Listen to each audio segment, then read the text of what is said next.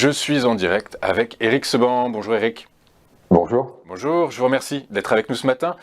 Vous nous expliquiez la semaine dernière que le DAX évoluerait sans réelle tendance dans un canal compris entre 15 000 et 16 000 points. C'est effectivement le cas. Cependant, une tendance haussière à court terme semble se dégager. Demain seront publiés les PMI composites et du secteur des services attendus en hausse par le consensus. Est-ce que ce seraient là des catalyseurs suffisants pour voir l'indice allemand chercher le haut de ce range, les 16 000 points, et voir éventuellement aller chercher les plus hauts stériques vers 16 200, 250 points? Oui, pourquoi pas. En effet, on voit bien que on n'a pas de tendance long terme. C'est toujours les Durborn 15 000, 16 000 points dans lesquels le DAX évolue depuis le mois de mai. Donc, en effet, la dernière baisse nous a amené là où nous étions mercredi dernier, c'est-à-dire 15 100, avec un contexte anxiogène de nouvelles qui nous annonçait le bear market. Comme je vous le disais, on n'a pas de signal de vente. On n'est jamais que sur le niveau sur lequel nous étions en décembre. Et puis ça rebondit, donc voilà, 4% de baisse, 4% de hausse, pardon, 4% de reprise, 50% globalement du mouvement de retracement. Alors pourquoi pas en effet les 50% qui manquent, pourquoi pas retrouver le point haut? Parce que finalement, si on regarde bien, rien ne s'oppose, dans le sens où il n'y a rien de nouveau, c'est ce que je vous disais aussi la semaine dernière, il n'y a rien de nouveau cette semaine. Le marché a fortement rebondi parce que en définitive, la construction de cette baisse et puis la construction des marchés d'une manière générale fait que vous avez une absence de catalyseur. Alors, évidemment, on a un news flow qui alimente, on a des nouvelles, on a baissé pour des nouvelles différentes, mais on a baissé une nouvelle fois jusqu'au niveau où on était déjà venu plusieurs fois. Mais on a rebondi pour les mêmes raisons, en revanche, que les fois précédentes. Ce que je veux dire, c'est que, comme je vous l'ai dit depuis un bon moment maintenant, les gérants, eux, ils n'ont pas attendu pour se protéger. Ils ont bien vu la zone, ils ont bien vu, ils connaissent les dangers, tout le monde les connaît, et donc ils payent des assurances chères par moment, mais ils les payent parce que justement, c'est la façon de travailler quand on est dans un marché comme celui-là. Donc les assurances dont je parle sont les options put. Les puts, il y en avait, donc depuis un bon moment, et puis à chaque fois que ça arrive à échéance, on en prend, et ainsi de suite, donc on continue de se protéger, ce qui fait que il n'y a pas de vulnérabilité, il n'y a pas de contrainte de vendre, il n'y a pas d'obligation de se séparer des titres, on n'a pas donc là un catalyseur pour accentuer un mouvement baissier, parce que c'était seulement un mouvement baissier pour aller joindre le bas de la zone, et on n'a pas eu le catalyseur pour aller en dessous parce qu'il n'y avait pas de contrainte, parce qu'il n'y a pas eu de panique, parce qu'il n'y a pas de raison pour qu'il y ait des paniques. Donc si on n'a pas ce catalyseur technique, il n'y a pas de relais. Et puis, quand il n'y a pas de vendeur, le marché ne baisse pas.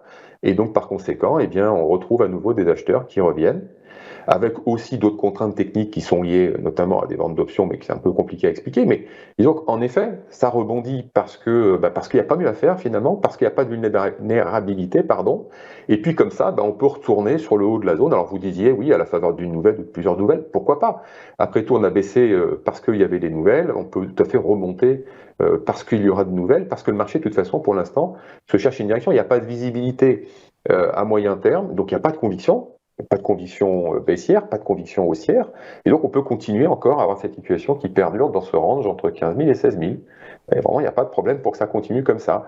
On va, voilà, à chaque fois, j'imagine, continuer à alterner des raisons différentes, mais provoquer les mêmes mouvements, jusqu'au moment où on sortira de la zone. Et à ce moment-là, on reprendra une vraie tendance moyen terme, et là les cartes vont se redistribuer, des gens vont être obligés de faire des choses. Les niveaux de protection en bas, on l'a clairement vu sur le graphique, autour de 14 800, en dessous il y a encore un support, mais bon, disons que les protections vont jusque là sans trop de difficultés, c'est validé. L'absence de changement de contexte est validée aussi, on voit que l'errance dans la zone continue en effet à être l'évolution première du DAX en ce moment, et de pas mal d'indices aussi. Est-ce qu'on ira au-dessus et casser les nouveaux plus hauts? Là, il va falloir quand même des bonnes nouvelles, parce que si vous voulez, le problème, c'est quand on va être en haut, trouver un relais haussier sur la conviction, ça va être difficile. Si vous avez eu envie d'acheter en vous disant le marché ne peut pas s'effondrer, il faut plutôt le faire sur les replis. Donc là, voilà, le train est déjà passé. Alors on peut encore le faire, mais quand on va retourner sur 16 000, 16 200, c'est pas là où vous allez trouver les gérants qui vont rentrer. Ils vont rentrer parce que eux seront sur la contrainte d'acheter, mais à la marge, c'est-à-dire qu'ils sont obligés, d'investir les liquidités. Ils peuvent pas les garder très longtemps, mais ça va pas représenter des volumes importants. Donc, qui peut ensuite faire une petite accélération au-dessus des derniers plus hauts, les vendeurs à découvert, qui, voyant leur scénario invalidé parce qu'on passe au-dessus de la résistance, peuvent évidemment racheter des positions et entretenir un flux haussier. Mais ça sera du flux contraint, donc il ne sera pas très étoffé. Donc je pense qu'en effet, tout est là pour continuer à travailler, à évoluer entre ces zones. Alors travailler, ça c'est une autre affaire, parce que justement, c'est compliqué. Les options sont chères parce que la volatilité a augmenté. Ça aurait été l'outil idéal pour jouer les bornes 15 000, 16 000. On a tout le temps que le scénario se réalise jusqu'à l'échéance des options. Le problème, c'est qu'elles valent très cher. Donc, on les paye quand on a besoin de mettre en place des stratégies de couverture, ou bien des scénarios dans lesquels on finance les achats par des ventes, mais là, ça devient très compliqué, il faut beaucoup de savoir-faire et de disponibilité.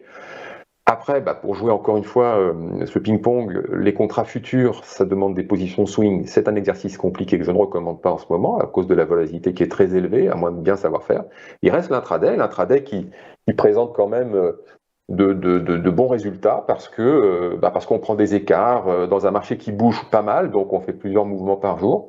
Ça permet de travailler dans une situation qui, je vous le cache pas, est compliquée si elle perdure, hein, mais en tout cas, c'est bien parti pour que ça dure. Ok, du coup, alors moi j'ai deux questions à vous poser. Une première qui serait plutôt sur du court terme. Vous nous parlez d'intraday, donc on est sur du très court terme. Est-ce que vous pouvez définir une zone dans ce range 15 000, 16 000, un autre range à plus court terme dans lequel le cours pourrait évoluer aujourd'hui et éventuellement demain, Eric? Là, vous avez la prochaine résistance. Là, on ouvre sur une résistance, celle que je vous ai montrée sur le graphique, c'est là où nous sommes actuellement, c'est là où on a échoué hier. Il reste, au-dessus 750, 760, c'est la résistance suivante que vous devez voir sur le graphique aussi. Le problème, c'est que c'est une zone dans laquelle, évidemment, on est passé à la hausse, à la baisse plusieurs fois. Donc, vous avez quelques zones comme ça qui se détachent des autres, notamment les zones d'incertitude qui peuvent présenter en effet des zones de support, de résistance, et puis inversement, parce qu'évidemment, quand on les a passées, les résistances deviennent supports et inversement les supports deviennent résistances, c'est les pullbacks, on connaît bien l'histoire.